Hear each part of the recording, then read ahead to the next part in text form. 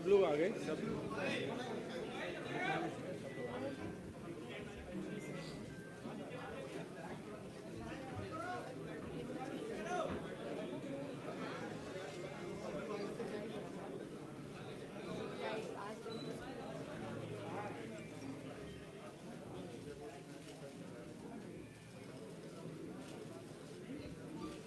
बैठे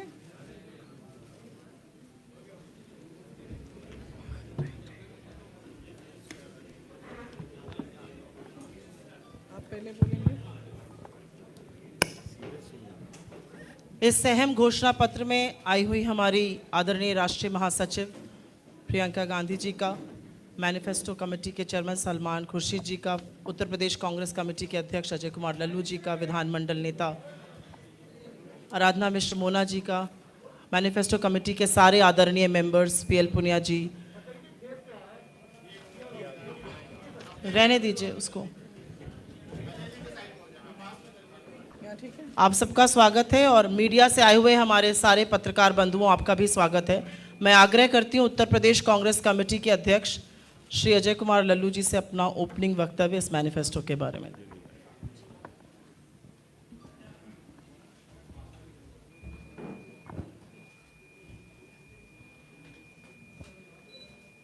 उन्नति विधान जन घोषणा पत्र के आज के इस आयोजन में उपस्थित अखिल भारतीय कांग्रेस कमेटी की महासचिव, हम सब की नेता, उत्तर प्रदेश की प्रभारी आदरणीय श्रीमती प्रियंका गांधी जी, उन्नति विधान जन घोषणा पत्र के चेयरमैन आदरणीय सलमान खुर्शीद साहब, उत्तर प्रदेश विधानसभा में नेता आदरणीय आराधना मिश्र मोना जी, एआईसीसी के सेक्रेटरी श्री जितेंद्र बघेल जी, सम्मानित अखिल भारतीय कांग्रेस कमेटी की राष्ट्रीय प्रवक्ता सुप्रिया शिनेज जी, उपस्थित मीडिया के चेयरमैन आदरणीय श्री नसमुद्दीन सिद्दीकी साहब, सम्मानित व्यापार मंडल के नेता श्री पवन गुप्ता जी, सम्मानित पूर्व सांसद आदरणीय पीएल पुनिया साहब, आदरणीय श्री अमिताभ जी और उपस्थित सभी सम्मानित कांग्रेस पार्टी के नेतागण, सम्मानित मीडिया के सभी पत्रकार, प्रिंट और इलेक्ट्रॉनिक मीडिया के सम्मानित मित्रों, साथियों,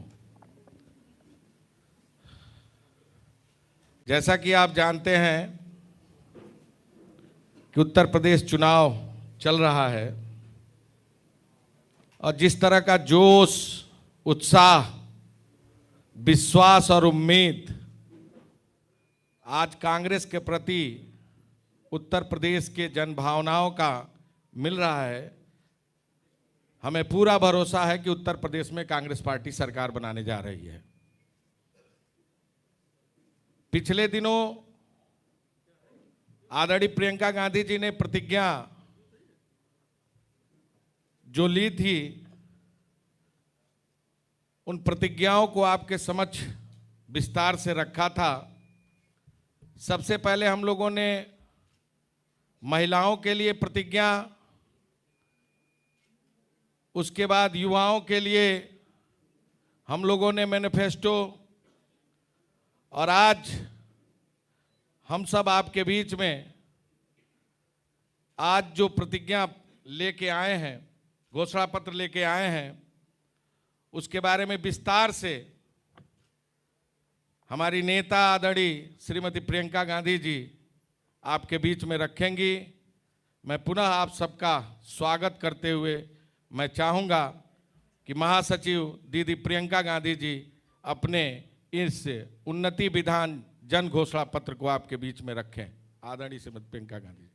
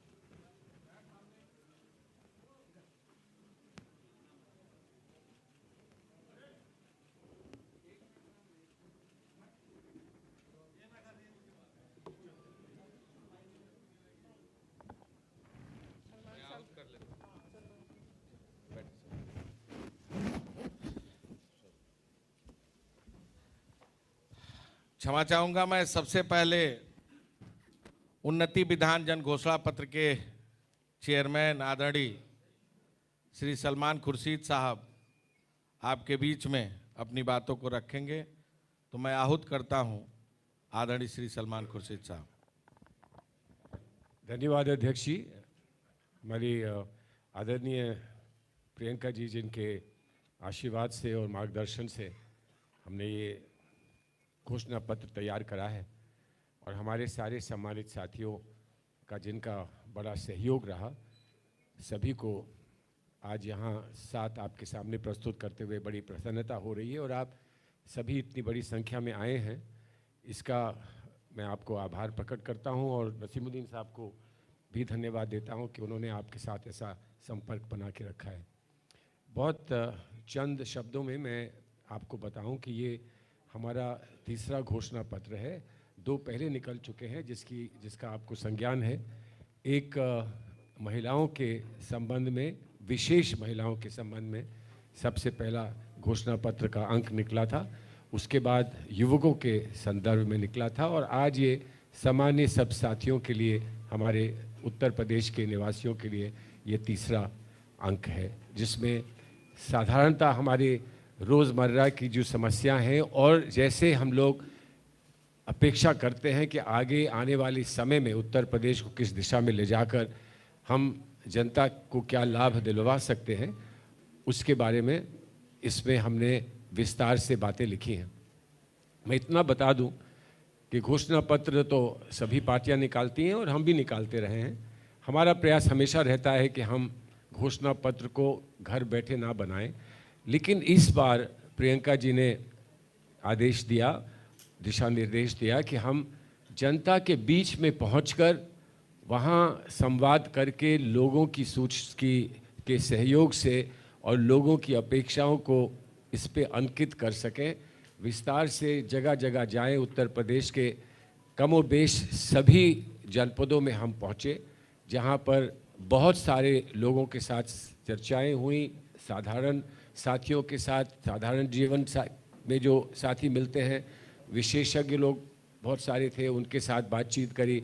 वहाँ के अलग अलग समूह जो अलग अलग कार्यों से जुड़े रहे हैं, उनसे बात करी, किसानों से बात करी, रोज़गार वहाँ का की हाल क्या है, वहाँ पे श्रमिकों से बात करी, नौजवानों से बात करी, महिलाओं से बात करी, वहाँ के NGOs से बात करी, वहाँ की विशेष संस्थाएं हैं उनसे बात करी। और आप ये मान के चलिए कि किसी भी को हमने इस श्रृंखला से बाहर नहीं रखा, सब तक पहुँचने का प्रयास किया। बावजूद इसके कि हमको दो बार इस पूरी गाथा में 2 बार हमको सामना करना पड़ा कोरोना का, और वो एक बहुत बड़ी चुनौती थी। लेकिन उसका सामना करते हुए भी हमने प्रयास किया कि प्रोटोकॉल को मानते हुए हम जहां पहुंच सकें पहुंच जाएं। जो नहीं हो सका संभव तो वो हमने डिजिटली किया।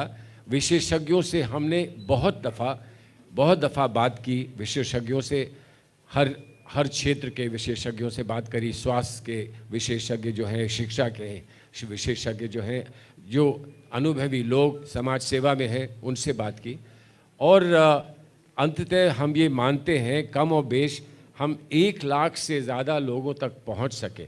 उनके माध्यम से और कितने लोगों तक हमारी बात पहुंची और उनकी बात हम तक पहुंची, इसका आप अनुमान लगा सकते हैं। तो इसीलिए ये सच्चाई में एक जन घोषणा पत्र है। जनता की अपेक्षाओं के बारे में, ये जनता की जो सुझाव हैं और जो उनके अपने सपने हैं, उनको कैसे साकार किया जा सकता है, ये संवाद से हमने निकालने का प्रयास किया है। और मैं उम्मीद करता हूं कि दूरगामी जो सुझाव इसमें हैं उनका, और जिसका उल्लेख अभी प्रियंका जी करेंगी, दूरगामी सुझाव इसमें महिलाओं के संदर्भ में जो हमने शक्ति विधान निकाला है और जो भर्ती विधान हमने युवकों के लिए निकाला है, उसके साथ साथ इसको भी लोग स्वीकार करेंगे, इसको समर्थन देंगे। और समर्थन सिर्फ इस तक नहीं सीमित रहेगा, बल्कि आगे जनता क्या कदम उठा सकती है और हमको कैसे सहयोग दे सकती है, इस पर भी स्पष्ट निर्णय वो इस चुनाव में लेंगे। मैं आपको धन्यवाद कहता हूँ।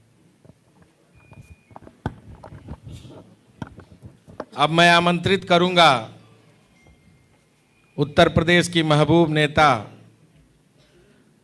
जिन्होंने लगातार सड़कों पर संघर्ष किया, किसान, नौजवान, गांव गरीब की आवाज उठाई, कभी डरी नहीं, दबी नहीं, जेल तक की यात्रा तय की और जनता के बुनियादी सवालों पर लाठी डंडे भी खाई, लेकिन इस सरकार के दमन का मुंहतोड़ मुकाबला किया, उत्तर प्रदेश की आवाज बनी।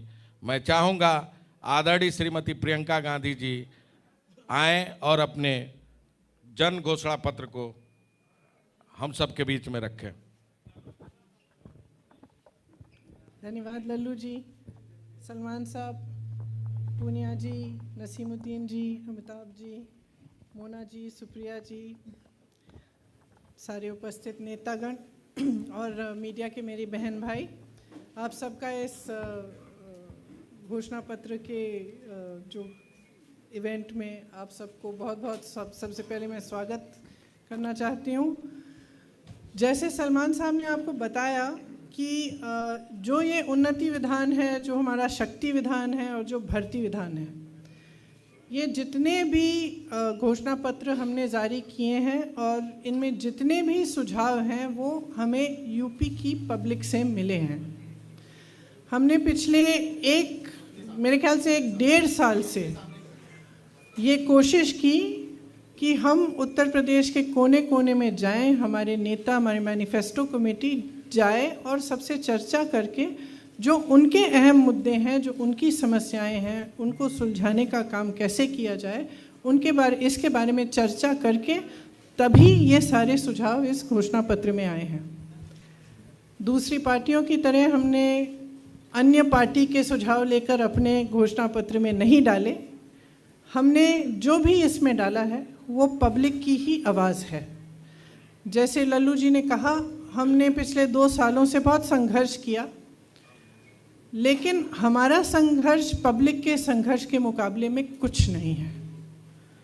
जो उत्तर प्रदेश की जनता आज संघर्ष कर रही है, जितनी परेशानियां को वो झेल रहे हैं, वे आप बहुत अच्छी तरह से जानते हैं।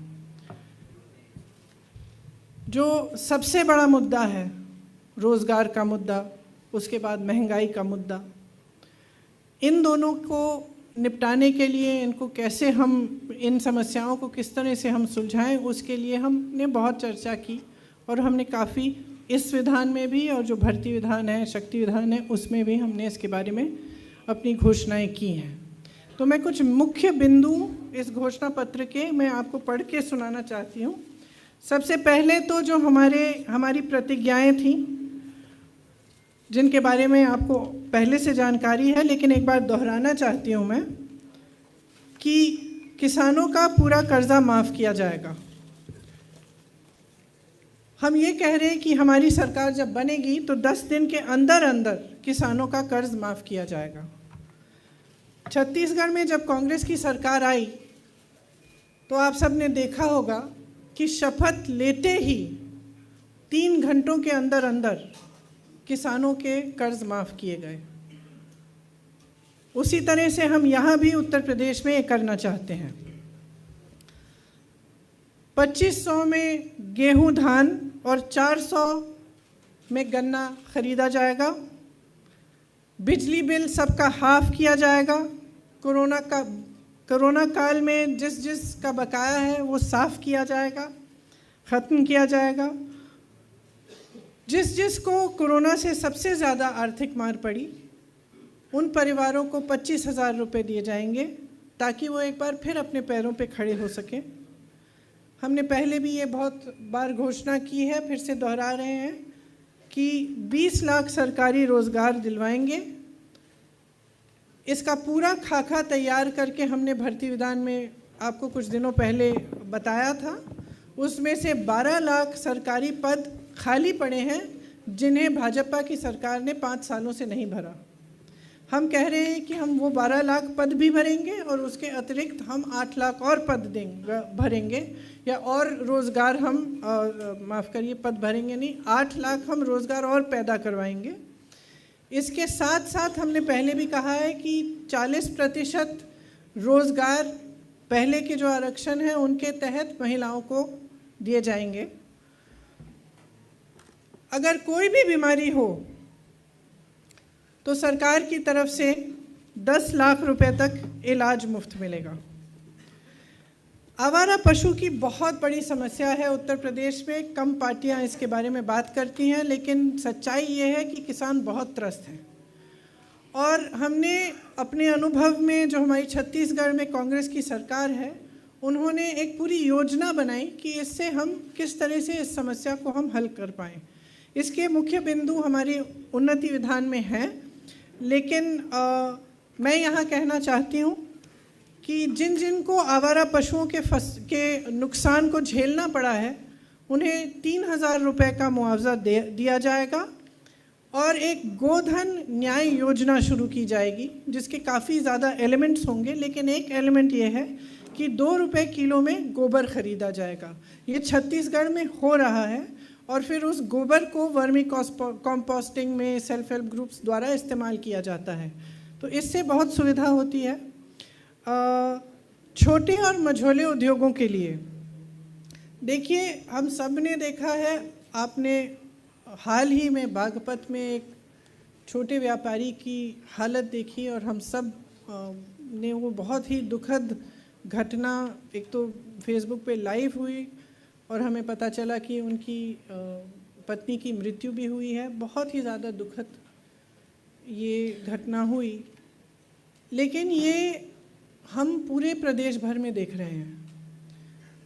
चाहे मैं नोएडा में गई प्रचार करने के लिए, चाहे मैं बुंदेलखंड गई, चाहे झांसी में थी, चाहे यहाँ पे लखनऊ में हो, चाहे जहाँ भी मैं जा रही हूँ, ये देखने को मिल रहा है कि जो छोटे व्यापारी हैं और मझोले व्यापारी हैं, वो एकदम इतने त्रस्त हैं और परेशान हैं, क्योंकि उनके लिए एकदम कोई भी सपोर्ट, समर्थन सरकार की तरफ से नहीं आया है। और चाहे नोटबंदी हो, चाहे उसके बाद जीएसटी हो, और उसके बाद जो कोरोना का लॉकडाउन हुआ, सबसे बड़ा प्रभाव इन्हीं व्यापारियों पे हुआ है। तो चाहे छोटे दुकानदार हों, छोटा मैन्युफैक्चरिंग यूनिट हो, बहुत ही ज़्यादा असुविधा हुई। लेकिन सरकार की तरफ से बहुत दुख की बात है कि इनके लिए कोई सपोर्ट नहीं मिली। और इस बजट में जो 2-3 दिन पहले आई, उसमें भी आपने देखा होगा कि जहां बड़े बड़े उद्योगपतियों के लिए, जो प्रधानमंत्री जी के मित्र हैं, उनके लिए तमाम योजनाएं, तमाम समर्थन और हर चीज़ लिखी गई, लेकिन इन छोटे व्यापारियों के लिए कुछ नहीं लिखा गया, गरीबों के लिए कुछ नहीं लिखा गया। इसीलिए हम चाहते हैं कि एक ख़ास मदद हम छोटे व्यापारियों की करें। इसमें मुख्य बिंदु ये है कि जो पारंपरिक क्लस्टर्स होते थे, जैसे मुरादाबाद में पीतल का क्लस्टर, कानपुर में लेदर, इनको हम और मजबूत बनाएं। और इसमें नौजवानों को, अगर नौजवान अपना छोटा व्यापार शुरू करना चाहता है, अपना मैन्युफैक्चरिंग करना चाहता है, एक यूनिट खड़ा करना चाहता है, उसके लिए हमने भर्ती विधान में ऑलरेडी बोला था कि हम किस तरह की सुविधाएं देंगे। जैसे उनको लोन मिलेगा 1% ब्याज पे, और किस तरह से हम उन क्लस्टर्स को डेवलप करेंगे ताकि उन क्लस्टर्स में जितनी भी सुविधाएं हैं इंडस्ट्री के लिए वो मिले और पूरी तरह से इन छोटे व्यापारियों की मदद हो। श्रमिकों और कर्मचारियों के लिए हमने ये प्रपोजल दिया है कि आउटसोर्सिंग बंद की जाएगी। संविदा कर्मियों का नियमितीकरण कई चरणों में किया जाएगा। सफाई कर्मियों को नियमित किया जाएगा। तो ये हमारे इस उन्नति विधान में है कि हम आउटसोर्सिंग बंद करना चाहते हैं। हम चाहते हैं कि आस्ते आस्ते एक एक करके कुछ चरणों में जितने भी आउटसोर्स्ड हैं और अभी संविदा कर्मी हैं, उनका नियमितीकरण हो। नियमितीकरण से उनका जो मानदेय है वो सम्मानजनक बन जाएगा और अन्य सुविधाएं अन्य सुविधाओं का लाभ ले पाएंगे। रसोइया का जो मानदेय है उसको हम 5,000 रुपये तक प्रतिमाह बढ़ाना चाहते हैं। जहाँ तक भूमि अधिकार दिया जाएगा, झुग्गी वाली ज़मीन आपके नाम की जाएगी और मध्यम वर्ग को किफ़ायती आवास के लिए भूमि को और आर्थिक प्रोत्साहन मिलेगा। ग्रामीण विकास के लिए दो जो मुख्य बिंदु हैं, हालांकि इसमें शहरी विकास, ग्रामीण विकास, मिडिल क्लास के लिए और बहुत सारे बिंदु हैं, लेकिन मैं ज़्यादा समय अभी नहीं लेना चाहती। जो मुख्य बिंदु है ग्रामीण विकास में, ग्राम प्रधान का वेतन हम 6,000 रुपये प्रति माह तक बढ़ाना चाहते हैं और चौकीदारों का वेतन 5,000 रुपये प्रति माह तक। स्वास्थ्य सेवाओं के लिए जो बजट में 5% बढ़ाना चाहते हैं। कोरोना के दौरान जान गंवाने वाले कोविड योद्धाओं को 50 लाख रुपए का मुआवजा मिलेगा। शिक्षा में स्कूल फीस में जो बेतहाशा बढ़ोतरी हो रही है उस पर नियंत्रण किया जाएगा। ब्लॉक स्तर पर इंटरनेट व अन्य सुविधाओं से युक्त सार्वजनिक पुस्तकालय बनाए जाएंगे। शिक्षकों के खाली कुल 2 लाख पदों को भरा जाएगा। एड हॉक शिक्षकों और शिक्षा मित्र को, ये प्लीज़ ध्यान से सुनिए, एड हॉक शिक्षकों और शिक्षा मित्रों का अनुभव व सेवा अनुसार नियमितीकरण किया जाएगा। ये एक बहुत बड़ा डिमांड था और शिक्षा मित्रों ने इसके लिए बहुत संघर्ष किया। मैं बहुत सारी महिलाओं से मिली, बहुत सारी शिक्षा मित्रों से मिली जो सालों से संघर्ष कर रहे हैं कि उनका मानदेय बढ़े, कि उनका नियमितीकरण किया जाए। तो हम उनको कहना चाहते हैं कि हमने आपकी आवाज़ सुनी और अगर हमारी सरकार बनेगी तो हम ये काम आपके लिए करके दिखाएंगे। संस्कृत और उर्दू शिक्षकों के खाली पद जो हैं वो भी भरे जाएंगे। सामाजिक न्याय के लिए अनुसूचित जाति के छात्रों व अनुसूचित जनजाति के छात्रों को केजी से पीजी तक मुफ्त शिक्षा मिलेगी। अति पिछड़ी जातियों के लिए आरक्षण का सब कोटा बनाया जाएगा। निषादों को नदियों से संसाधनों पर अधिकार मिलेगा। अति पिछड़ी जातियों के लिए छात्रवृत्ति, हॉस्टल्स जैसे लक्षित कार्यक्रम इस उन्नति विधान में है। कारीगरों व बुनकरों के लिए विधान परिषद में एक आरक्षित सीट। मैं तो चाहती हूँ कि आप मीडिया के लिए भी एक आरक्षित सीट होनी चाहिए इसमें। कोल समुदाय को अनुसूचित जनजाति का दर्जा दिया जाएगा। दिव्यांग बहनों और भाइयों के लिए 3,000 रुपये प्रति माह का पेंशन। मैं झांसी गई थी, उस समय मुझसे कुछ लोग मिले थे और उन्होंने मुझे कहा था कि उनका पेंशन बहुत ही कम है, कम से कम 3,000 रुपये प्रति माह तक बढ़ाना चाहिए। तो उनकी बात सुनते हुए मैंने सबसे बात की, चर्चा की और ये हमने तय किया कि ये बिल्कुल पॉसिबल है और हम इसको करेंगे। तो मैं आपको ख़ास बताना चाहती हूँ जो मुझसे मिले थे कि ये आपकी मांग हमने इस घोषणा पत्र में डाली है। महिला पुलिस कर्मियों को उनके गृह जनपद में पोस्टिंग की अनुमति। बहुत सारी महिला पुलिस कर्मियों से मैं इत्तेफाक से मिली हूँ। कुछ कई लोगों ने मुझे हिरासत में लिया, उस समय बातचीत करने का मौका मिला और पता चला कि किसी का घर नोएडा में है, पोस्टिंग सीतापुर में है। माँ अकेली नोएडा में है और उनको सीतापुर आना पड़ रहा है काम करने के लिए। तो मेरे ख्याल से ये एक बड़ा मुद्दा है उनके लिए और मेरी बहनें हैं, उनकी मदद के लिए हमने सोचा कि अच्छा रहेगा कि उनके घर के ही एरिया में उनकी पोस्टिंग हो। पूर्व सैनिकों के लिए एक विधान परिषद की सीट और सच्चाई को लिखने वाले और दिखाने वाले जो पत्रकार हैं जिनके खिलाफ मुकदमे दायर किए गए हैं, उन सब मुकदमों को हम ख़त्म करेंगे। तो आपको स्वतंत्रता मिलेगी जो आज आपके पास है नहीं। तो ये मुख्य बिंदु हैं। मैं कहना चाहती हूँ और मैं बार बार इस बात को दोहराती हूँ कि चुनाव के समय हमें विकास की बात करनी चाहिए, हमें उन मुद्दों को उठाना चाहिए जिससे आपका जीवन बेहतर बने।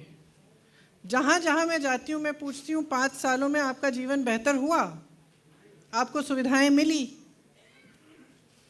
और एक जगह नहीं है, एक घर नहीं है, एक परिवार नहीं है जो मुझे इस सवाल के जवाब में हाँ कह सकता है। सब कहते हैं, कई नौजवान हैं, लोग कहते हैं कि ठीक है राशन मिल गया, लेकिन वो मुझे कहते हैं कि हम राशन से क्या करेंगे। ठीक है, थोड़ी सी सुविधा मिल जाएगी, लेकिन हमारी प्रगति कैसे होगी, हम सक्षम कैसे बनेंगे, आत्मनिर्भर कैसे बनेंगे, अपने पैरों पर कैसे खड़े होंगे। तो बार बार हम कांग्रेस पार्टी के जितने भी नेता हैं, हम एक सकारात्मक प्रचार करना चाह रहे हैं। हम चाह रहे हैं कि उत्तर प्रदेश की बात हो, आपकी जनता की बात हो, आपके विकास की बात हो। और मैं जो भी देख रहे हैं इस प्रोग्राम को, मैं आपसे आग्रह करती हूँ कि आप सारे राजनीतिक दलों से विकास पर अपने जो मुद्दे हैं, आपके मोहल्लों में, गलियों में नल क्यों नहीं है, सड़कें क्यों नहीं बनी हैं, बिजली क्यों नहीं है, पानी क्यों नहीं आ रहा है, शिक्षा की सुविधा क्यों नहीं है, सेहत के लिए क्या सुविधा है, ये सब सवाल आप उठाएं और उनको मजबूर करें कि इन सवालों पे चुनाव लड़ा जाए। तो आशा है कि हमारा जो घोषणा पत्र है, इसमें आपकी बहुत सारी समस्याओं के समाधान की बात है। आप सब इसको ध्यान से पढ़ेंगे और वोट डालने के समय भी इस पर आप अपना ध्यान आकर्षित करेंगे। धन्यवाद जी। हम लोग एक एक करके सवाल लेंगे और पहले इसी विषय पर अगर आप सवाल पूछें तो उसका स्वागत है। एक एक करके लेने दीजिए। हाँ, एक एक करके लेंगे। 1 मिनट रुक जाइए, पहले इधर से।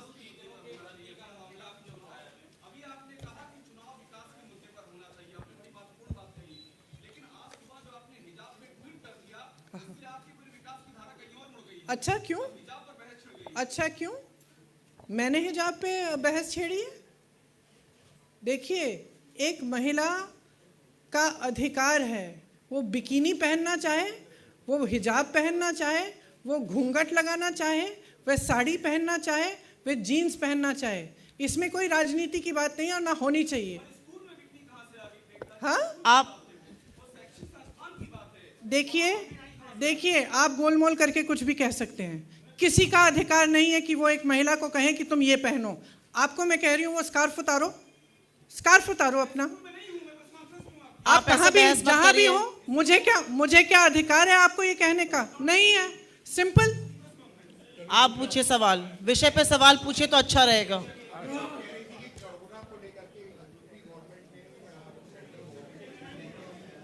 जी,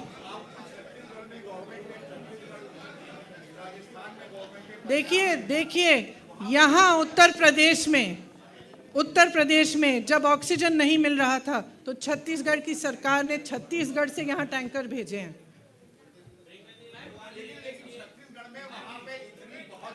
सर हो गया, आप पूछिए सवाल, इस विषय पर है।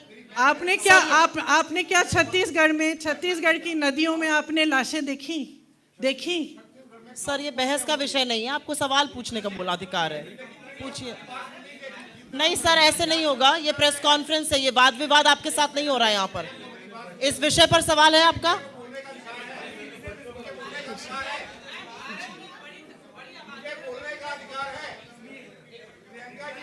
सर ये गलत बात है, आप गलत कर रहे हैं, ये प्रेस कॉन्फ्रेंस है, थोड़ा सा अनुशासन रखिए। आपसे हाथ जोड़ के निवेदन है मेरा। पूछिए आपका सवाल क्या है। रुक जाइए 1 मिनट।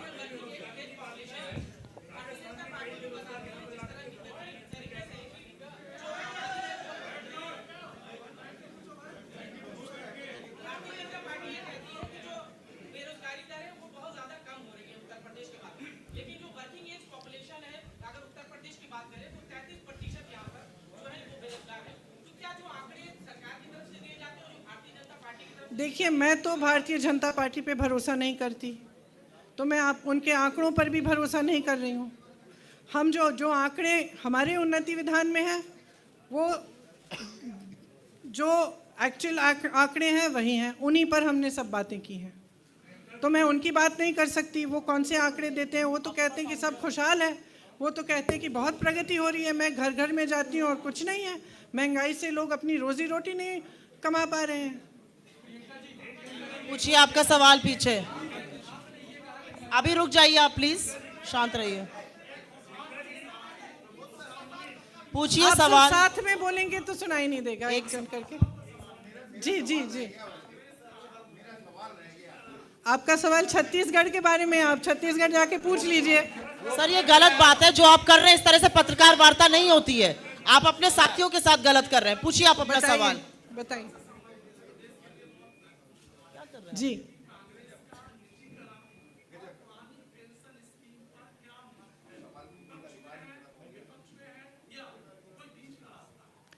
देखिए, हमने इस पे बहुत चर्चा की क्योंकि इतनी डिमांड आ रही थी कि पुरानी पेंशन पे हमें वापस जाना चाहिए, जो पुरानी स्कीम है।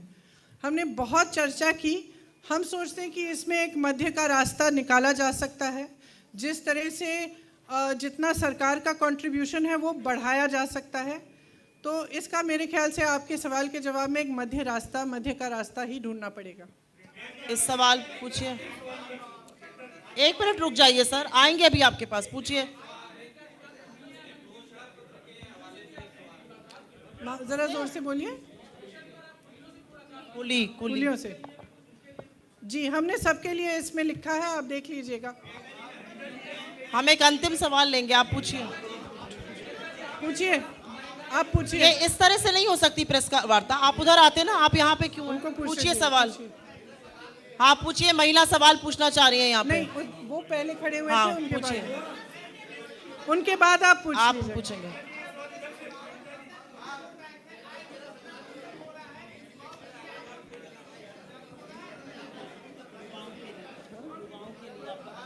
I can't hear you.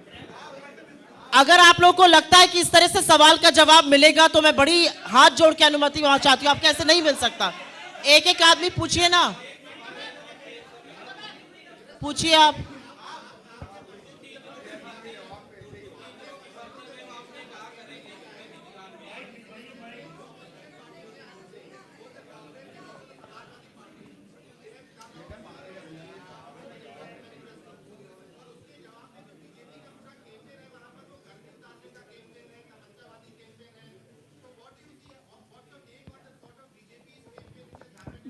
देखिए, मैंने पहले भी कहा है कि गर्मी निकालना, चर्बी निकालना, ये क्यों बातें हो रही हैं? भर्ती निकालिए, खाली पद पड़े, भर्ती निकालिए। हमने तो पूरा खाका तैयार किया है कि हम भर्ती कैसे निकालेंगे। हम तो ये भी बता रहे हैं कि कहाँ से निकालेंगे। हम ये बता रहे हैं कि रोजगार कहाँ से दिलवाएंगे। हम ये सब कह रहे हैं और आप एक दूसरे से कह रहे हैं कि कोई कह रहा है कि चर्बी निकालेंगे, गर्मी निकालेंगे। फालतू की बातें हैं, ये लोगों को गुमराह करने वाली बातें हैं। आपका सवाल। आप इधर आइए, पहले पत्रकारों में आइए, आप उधर जाइए पहले। आप पूछ रही थी, पूछिए आप सवाल।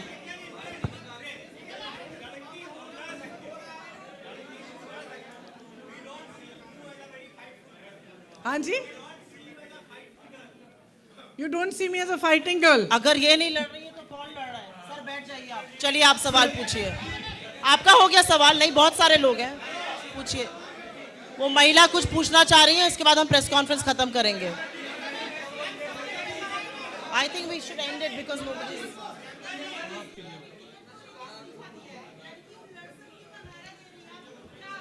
देखिए, सबको खुश नहीं कर सकते। 40% महिलाएं हैं जो महिलाएं लड़ना चाह रही थी। बहुत सारी थी, उससे ज्यादा थी। हर सीट पे 4-4, 5-5 महिलाएं थी। उनमें से एक ही चुन सकते थे ना हम। तो बस, धन्यवाद। देखिए, किसी ना किसी को तो निराश होना है ना। I think we should end it. धन्यवाद आप सबको सबका बहुत बहुत धन्यवाद। बहुत।